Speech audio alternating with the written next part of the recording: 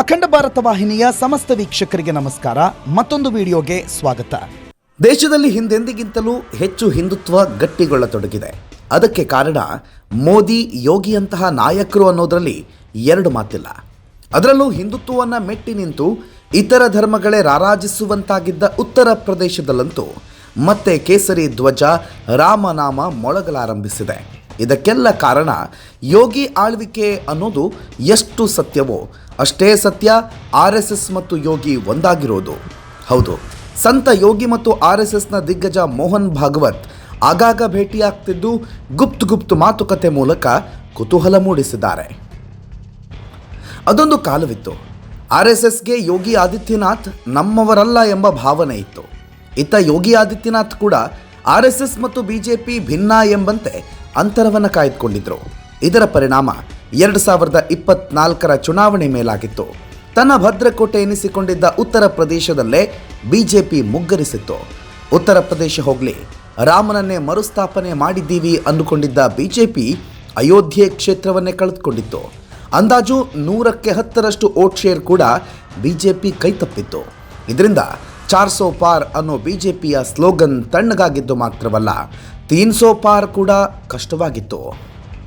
ಇದರಿಂದ ಸ್ವತಂತ್ರವಾಗಿ ಅಧಿಕಾರ ಹಿಡಿಯುವ ಕನಸಿನಲ್ಲಿದ್ದ BJPಗೆ ನಿತೀಶ್ ಮತ್ತು ಚಂದ್ರಬಾಬು ನಾಯ್ಡು ಅನ್ನೋ ಎರಡು ಊರುಗೋಲು ಅನಿವಾರ್ಯವಾಯಿತು. ಈ ಸೋಲು BJPಗೆ ತಂದಿತ್ತ ಅವಮಾನ ಅಷ್ಟಿಷ್ಟಲ್ಲ. ಆಗಲೇ BJP ನಿರ್ಧರಿಸಿತ್ತು ಈ ಸೋಲಿನ ಮೂಲ ಹುಡುಕಬೇಕು ಅಂತ. ಹೀಗೆ ಹುಡುಕಿದ BJPಗೆ ಸಾಲು ಸಭೆಗಳ ಬಳಿಕ ಸಿಕ್ಕಿದ ಕಾರಣವೇ ಸಮನ್ವಯ ಕೊರತೆ.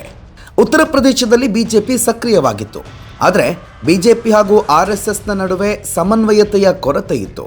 ಬೂತ್ ಮಟ್ಟದಲ್ಲಿ ಕಾರ್ಯಕರ್ತರು BJPಯನ್ನು ಬೆಂಬಲಿಸಬೇಕೇ ಬೇಡವೇ ಅನ್ನೋ ಗೊಂದಲದಲ್ಲಿದ್ದರು. ಇದಕ್ಕೆ ಪೂರಕ ಎಂಬಂತೆ ಲೋಕಸಭಾ ಚುನಾವಣೆಯು 2ನೇ ಹಂತದಲ್ಲಿದ್ದಾಗ ಖಾಸಗಿ ವಾಹಿನಿಗೆ ನೀಡಿದ ಸಂದರ್ಶನದಲ್ಲಿ BJP ರಾಷ್ಟ್ರಾಧ್ಯಕ್ಷ JP ನಡ್ಡಾ BJPಗೆ ಸಂಘದ ಸಹಾಯ ಬೇಕಿಲ್ಲ, ಅದು ಸಾಂಸ್ಕೃತಿಕ ಸಂಘಟನೆ, ನಮ್ಮದು ರಾಜಕೀಯ ಸಂಘಟನೆ ಅಂತಂದಿದ್ರು. ಇದೆಲ್ಲವೂ ಸೋಲಿಗೆ ಕಾರಣವಾಯಿತು. ಇದೆಲ್ಲವೂ ಈಗ ಇತಿಹಾಸ. ಸದ್ಯ ಸಂತ ಯೋಗಿ ಮತ್ತು RSS ಪ್ರಮುಖರಾದ ಮೋಹನ್ ಭಾಗವತ್ ಅವರು ಒಂದಾದ ಮೇಲೊಂದರಂತೆ ಸಭೆಗಳನ್ನು ನಡೆಸ್ತಿದ್ದಾರೆ. ಕೇವಲ ಸಭೆಗಳು ಮಾತ್ರವಲ್ಲ, ಮುಚ್ಚಿದ ಬಾಗಿಲಿನ ಹಿಂದೆ ಗಂಟೆಗಟ್ಟಲೆ ಮಾತನಾಡಿಕೊಳ್ಳುತ್ತಿದ್ದಾರೆ. ಇದು ವಿರೋಧಿಗಳ ಎದೆ ನಡುಗಿಸಿದೆ.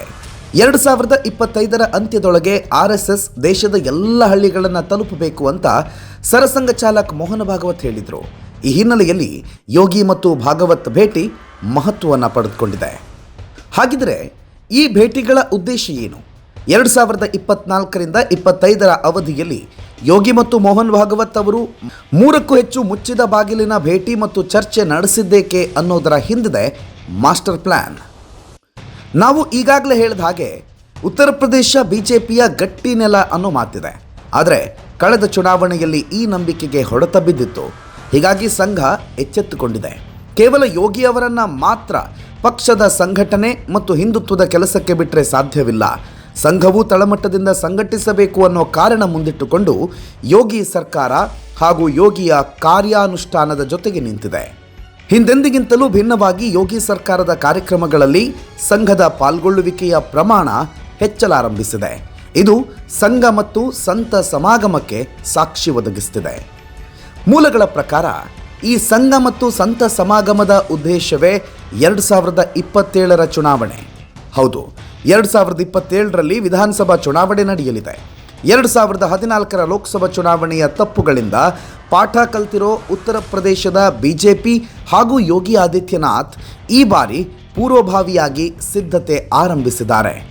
15 ತಿಂಗಳ ಮೊದಲೇ ಸಿದ್ಧತೆ ಆರಂಭಿಸಿರುವ ಯೋಗಿ ಹಾಗೂ ಸಂಘ ತಳಮಟ್ಟದಿಂದ ಪಕ್ಷ ಸಂಘಟನೆಯ ಸಿದ್ಧತೆಯಲ್ಲಿದೆ. ಸಂಘ BJPಯನ್ನು ಕಟ್ಟುವ ನಿಟ್ಟಿನಲ್ಲಿ ತನ್ನ ಪೋಷಕತ್ವದ ಜವಾಬ್ದಾರಿಯನ್ನು ನಿಭಾಯಿಸೋದಕ್ಕೆ ಸಿದ್ಧವಾಗಿದೆ. ಅಷ್ಟೇ ಅಲ್ಲ, ಈ ಬಾರಿ ತ್ರಿವೇಣಿ ಮಾಡೆಲ್ ಅನುಸರಿಸಲು ಯೋಗಿ ಮತ್ತು ಸಂಘ ನಿರ್ಧರಿಸಿದೆ.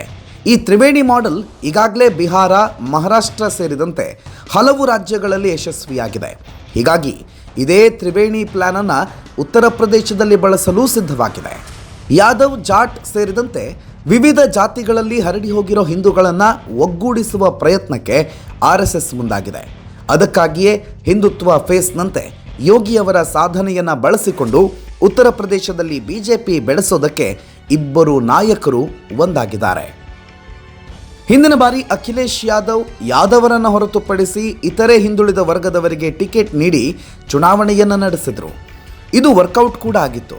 ಆದರೆ ಈ ಬಾರಿ ಈ ಲೆಕ್ಕಾಚಾರವನ್ನು ತಲೆಕೆಳಗು ಮಾಡಿ ಹಿಂದುಳಿದ ಮತಗಳನ್ನು ಬಿಜೆಪಿಯತ್ತ ಸೆಳೆಯಲು ಯೋಗಿ ಹಾಗೂ ಸಂಘ ಪ್ಲಾನ್ ಮಾಡ್ತಿದೆ. ಈ ಮಧ್ಯೆ ಯೋಗಿ ಇದುವರೆಗಿನ ಸಾಧನೆ ಹಾಗೂ ಹಿಂದುತ್ವಕ್ಕಾಗಿ ಬಿಜೆಪಿ ಮಾಡಿರುವ ಕಾರ್ಯಗಳನ್ನು ಮುಂದಿಟ್ಟುಕೊಂಡು ಇಲೆಕ್ಷನ್ಗೆ ಹೋಗೋದು ಸಂಘದ ಪ್ಲಾನ್.